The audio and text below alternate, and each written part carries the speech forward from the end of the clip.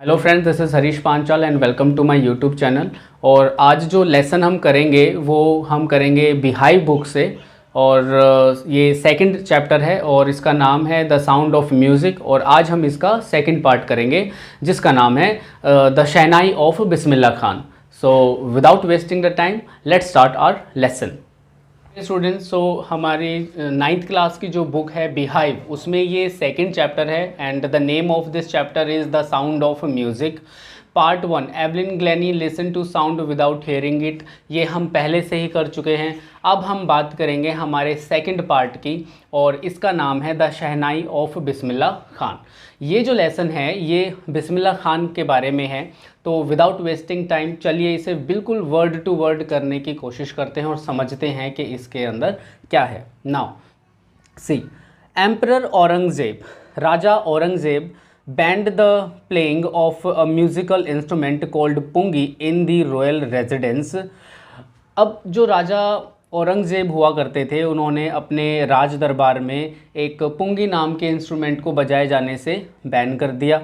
For it had a Srila unpleasant sound, क्योंकि उसका जो साउंड था, उसकी जो ध्वनि थी वो बहुत ही ज़्यादा ख़राब थी। Pungi became the generic name for reeded noise makers. अब ऐसे लोगों को पुंगी कहा जाने लगा जो बहुत ही ज़्यादा शोर करते थे, जिनकी आवाज़ बिल्कुल भी ठीक नहीं थी।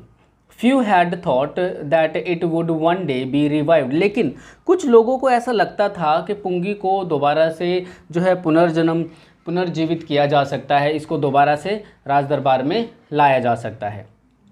अ barber of a family of professional musician, तो एक नाई हुआ करता था और उनका जो ख़ानदानी काम था वो था म्यूज़िक का, मतलब वो म्यूज़िक प्ले किया करते थे, प्रोफेशनल म्यूजिशियंस थे।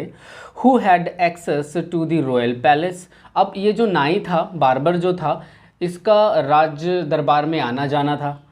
Decided to improve the tonal quality of the pungi. और अब ये जो नाई है वो क्या करता है, वो इसकी पुंगी की जो साउंड है उसको बदलने की कोशिश करता है, उसको इम्प्रूव करने की कोशिश करता है। He choose a pipe with a natural hollow stem, तो वो एक पाइप लेता है, ठीक है, एक लकड़ी लेता है और जो कि बिल्कुल खोखली होती है। That was longer and broader than the pungi, जो कि पुंगी से थोड़ी सी चौड़ी होती है और थोड़ी सी लंबी होती है। And made 7 holes on the body of the pipe, और वो इस लकड़ी के पाइप में 7 छेद कर देता है। When he played on it, और जब वो इस इंस्ट्रूमेंट को बजाता है। Closing and opening some of these holes soft and melodious sounds were produced. तो जब वो इस पुंगी को अपनी उंगलियां उन छेदों पर अपनी उंगलियां रख के, उनको खोल के, उनको क्लोज करके जब वो उस म्यूज़िकल इंस्ट्रूमेंट को बजाता है तो उसमें से बहुत ही सुंदर और मेलोडियस जो साउंड है वो निकलता है। He played the instrument before royalty, और अब वो राजा के दरबार में इस पुंगी को बजाता है, मतलब इस इंस्ट्रूमेंट को बजाता है। And every one was impressed, और हर कोई बहुत ही ज़्यादा खुश हो जाता है, इम्प्रेस्ड हो जाता है। The instrument so different from the pungi, ये जो इंस्ट्रूमेंट इस नाई ने बनाया था ये पुंगी से बिल्कुल अलग था। Had to be given a new name, और अब इसे एक नया नाम दिया जाना वाला था, मतलब उसको एक नए नाम की ज़रूरत थी। देखो, ये पुंगी थी और ये शहनाई थी, ठीक है, तो ये बार्बर ने बनाई थी। तो चलिए,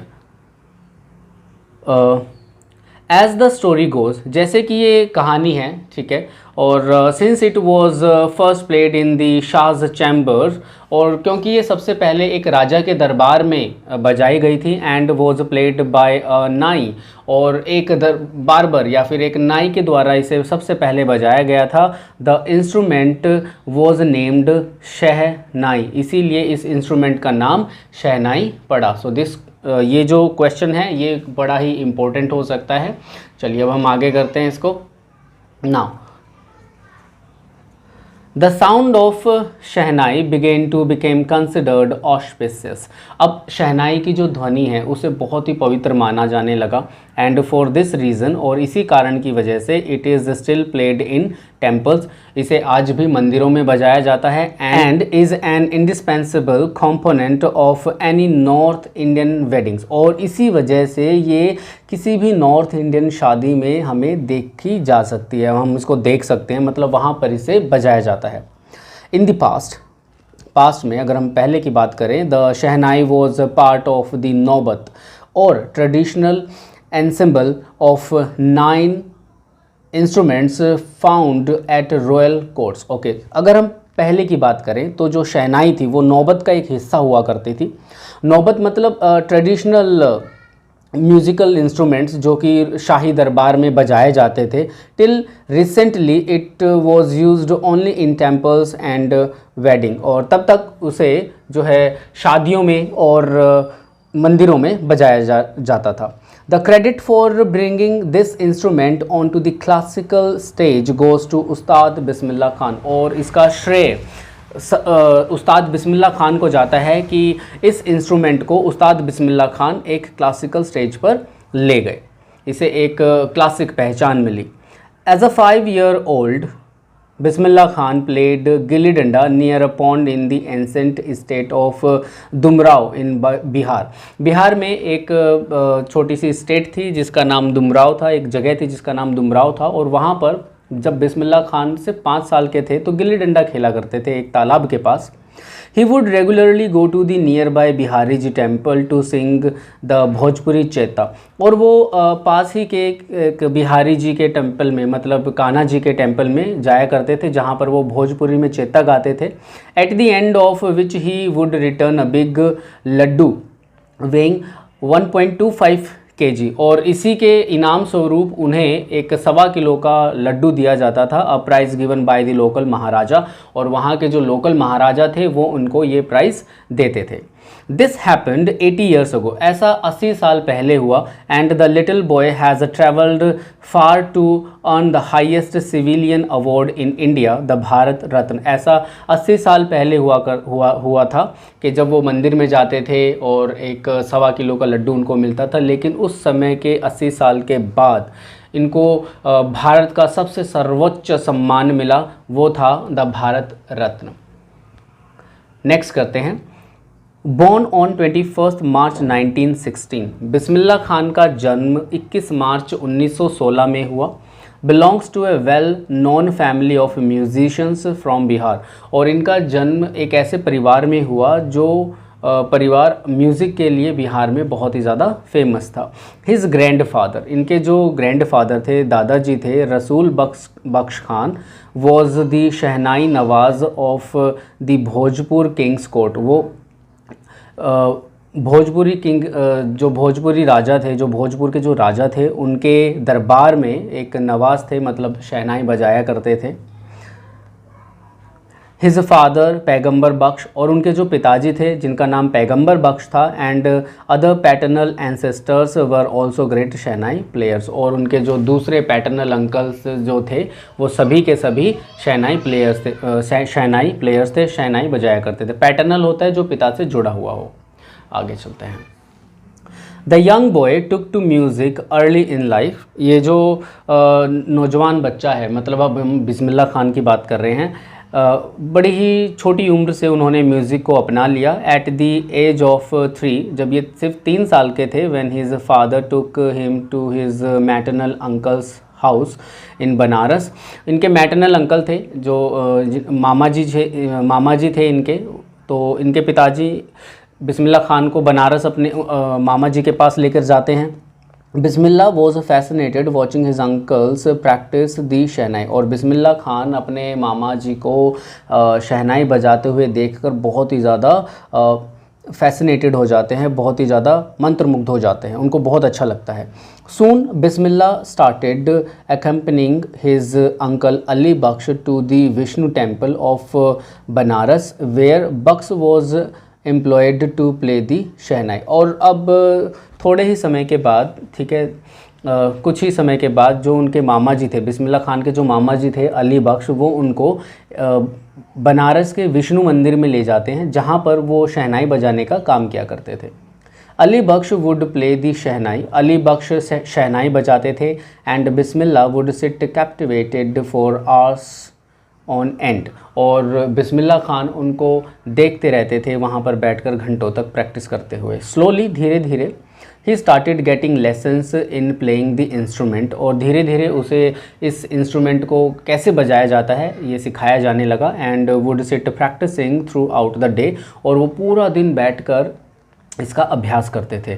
4 years, काफ़ी सालों तक, to come to temple of Balaji and Mangala Maiya and the banks of Ganga became the young apprentice favorite haunts where he could practice in solitude। और काफ़ी साल तक की मेहनत के बाद, प्रैक्टिस के बाद, यह जो बिस्मिल्लाह खान जी थे वो बालाजी और मंगला मैया के मंदिर में आते थे जो कि गंगा नदी के किनारे पे था, और वहाँ पर वो घंटों एकांत में बैठकर प्रैक्टिस करते थे, और ये जगह उनकी एक बहुत ही फेवरेट जगह बन गई थी प्रैक्टिस करने की। The flowing waters of the Ganga inspired him to improvise and invent rags that were earlier considered to be beyond the range of the Shehnai। और घंटों ओके, और जो गंगा जी का जो पानी था, बहते हुए पानी से इनको एक प्रेरणा मिली कि वो शहनाई को और ज़्यादा इम्प्रूव करें। ऐसे राग जो शहनाई के अंदर मुमकिन नहीं है वो उनकी प्रैक्टिस करें, उनको निजात करें।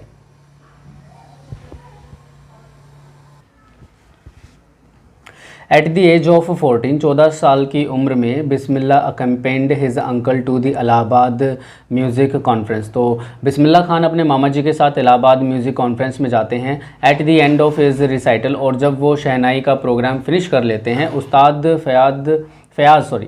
Fayaz Khan पैटेड the young boys back and said, उस्ताद फयाज़ खान ने इस नौजवान बच्चे की कमर पे थपथपाते हैं और कहते हैं, work hard and you shall make it, मेहनत करो और तुम्हें सफलता मिल जाएगी। With the opening of the All India Radio in Lucknow 1938, और जब 1938 में ऑल इंडिया रेडियो की स्थापना हुई लखनऊ में, केम बिस्मिल्लाहज़ बिग ब्रेक, तो बिस्मिल्लाह खान को एक बहुत ही बड़ा ब्रेक मिला वहाँ पर। He soon became an often heard shehnai player on radio, और इन्हें अक्सर रेडियो पर सुने जाने लगा। इनका जो प्रोग्राम रेडियो पर आता था वो बहुत ही ज़्यादा फेमस हुआ और लोग इनको सुनते थे। When India gained independence on 15 August 1947, जब भारत को 1947 में आज़ादी मिली, Bismillah Khan became the first Indian to greet the nation with his shehnai. तो बिस्मिल्लाह खान ही एक ऐसे व्यक्ति थे जिन्होंने भारत की जनता को ग्रीट किया, उनका स्वागत किया। ही poured his heart on out into राग काफ़ी from the Red Fort to an audience which included Pandit Jawaharlal Nehru. Okay, तो इन्होंने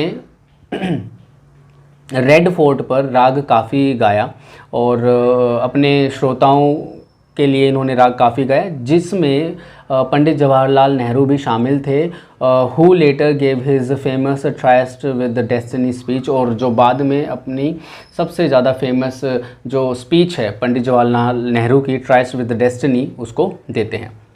बिस्मिल्लाह Khan has given many memorable performances both in India and abroad. Bismillah Khan ने बहुत ज़्यादा यादगार परफॉर्मेंसेस किए हैं भारत में भी और भारत के बाहर भी। His first trip abroad was to Afghanistan, where King Zahir Shah was so taken in by the maestro that he gifted him priceless Persian carpets and other souvenirs. Okay, तो इनकी जो सबसे पहली जो यात्रा थी विदेश में वो अफ़गानिस्तान में थी, जहाँ पर किंग ज़हीर शाह इनकी परफॉर्मेंस से खुश होकर इनको बहुत ही ज़्यादा कीमती पर्शियन कालीन देते हैं और उनको कुछ और भी गिफ्ट देते हैं। The king of Afghanistan was not the only one to be fascinated with Bismillah's music.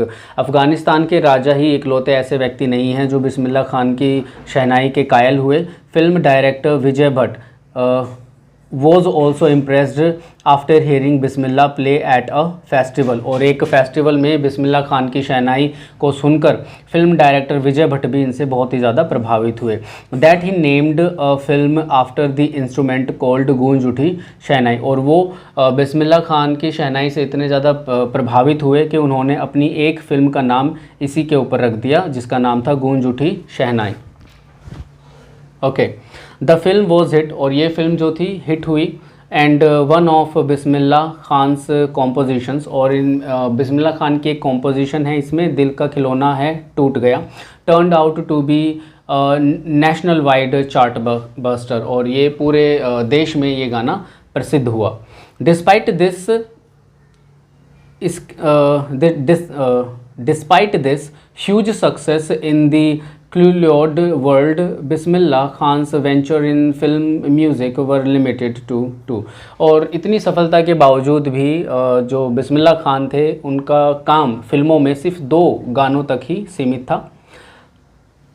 विजय भट्ट गूंज उठी शहनाई, पहला जो गाना था इनका वो था गूंज उठी शहनाई, जो कि विजय भट्ट की फिल्म का था। एंड विक्रम श्रीनिवास कन्नड़ वेंचर, और एक विक्रम श्रीनिवास की कन्नड़ फिल्म थी जिसका नाम था संधि अपन्ना। I just can't come to terms with the artificiality and glamour of the film world, he says with emphasis. वो कहता है कि मैं जो फिल्म जगत की जो चकाचौंध है मैं उसमें बिल्कुल ठीक नहीं बैठता। बिस्मिल्लाह खान ये बात कहते हैं। Awards and recognition came thick and fast, awards और सम्मान इनको बहुत ही ज़्यादा संख्या में मिले। Bismillah Khan became the first Indian to be invited to perform at the prestigious Lincoln Center Hall in the United States of America, और बिस्मिल्लाह खान ऐसे पहले भारतीय व्यक्ति बने जिनको यूनाइटेड स्टेट्स में लिंकन सेंटर हॉल में शहनाई बजाने के लिए बुलाया गया। He also took part in the World Exposition in Montreal, और वर्ल्ड एक्सपोजिशन मॉन्ट्रियल में भी इन्होंने परफॉर्मेंस दी। In the Cannes art festival में भी इन्होंने अपनी परफॉर्मेंस दी। And in the Osaka trade fair, और ओसाका ट्रेड फेयर में भी इन्होंने परफॉर्म किया। So well known did he became internationally that an auditorium in Tehran was named after him, Tehran Mausiqi Ustad Bismillah Khan. और ये इंटरनेशनली इतने ज़्यादा फेमस हैं कि तेहरान में इनके नाम के ऊपर एक ऑडिटोरियम का नाम है जिसका नाम है तेहर Mausiqi Ustad Bismillah Khan. National awards like the Padma Shri, the Padma Bhushan and the Padma Vibhushan were conferred on him, जो हमारे राष्ट्रीय पुरस्कार हैं जैसे कि पद्मश्री और पद्म भूषण और पद्म विभूषण, वो सब इनके नाम हैं। In 2001, Ustad Bismillah Khan was awarded India's highest civilian award, the Bharat Ratna, with the coveted award resting on his chest and his eyes glinting with rare happiness, he said. Okay, जब इनको 2001 में भारत का सबसे सर्वोच्च सम्मान मिला तो उस समय जब ये मेडल उनकी चेस्ट पर था तो इनकी आंखें थोड़ी सी नम हुई और खुशी से इन्होंने कहा, all I would say to say is, मैं सिर्फ यही कहना चाहता हूँ कि टीच योर चिल्ड्रन म्यूज़िक, अपने बच्चों को म्यूज़िक सिखाएं। This is Hindustan's richest tradition, ये भारत की सबसे महान परंपरा है। Even the west is now coming to learn our music, और यहाँ तक कि अब पश्चिमी सभ्यता के लोग भी हमारा म्यूज़िक सुनने के लिए आ रहे हैं। In spite of having travelled all over the world, पूरे संसार में ट्रैवल करने के बावजूद भी खान साहब, इन्हें खान साहब कहा जाता है, Khan Sahab as he is fondly called, ठीक है, तो is exceedingly fond of Banaras and Dumrao, and they remain for him the most wonderful towns of the world. Okay, पूरे देश में घूमने के बावजूद भी जो बिस्मिल्लाह खान हैं उनके लिए बनारस और दुमराव भी ऐसी 2 जगह हैं जहाँ पर वो बहुत ही अच्छा महसूस करते हैं पूरे देश में, पूरे वर्ल्ड में। Student of his once wanted him to head shehnai school in the USA, और उनके एक विद्यार्थी हुआ करते थे तो वो उनसे चाहते थे कि वो यूएसए में एक स्कूल हेड करें। And the student promised to recreate the atmosphere of Banaras by replicating the temples there, और उस स्टूडेंट ने ये वादा भी किया कि वो भारत जैसे मंदिर भी वहाँ पर बनाएगा जिससे उनको अच्छा लगे। बट लेकिन Khan Sahab ask him if he would be able to transport river Ganga as well, लेकिन खान साहब ने उनसे पूछा कि क्या तुम गंगा नदी को भी वहाँ पर ले जा सकते हो। Later he is remembered to have said, और बाद में उन्हें ये याद आया, that is why whenever I am in a foreign country, और फिर वो कहते हैं कि जब कभी भी मैं विदेशी धरती पर होता हूँ, आई कीप यर्निंग टू सी हिंदुस्तान, तो मुझे हिंदुस्तान देखना होता है, मुझे हिंदुस्तान की याद आती है।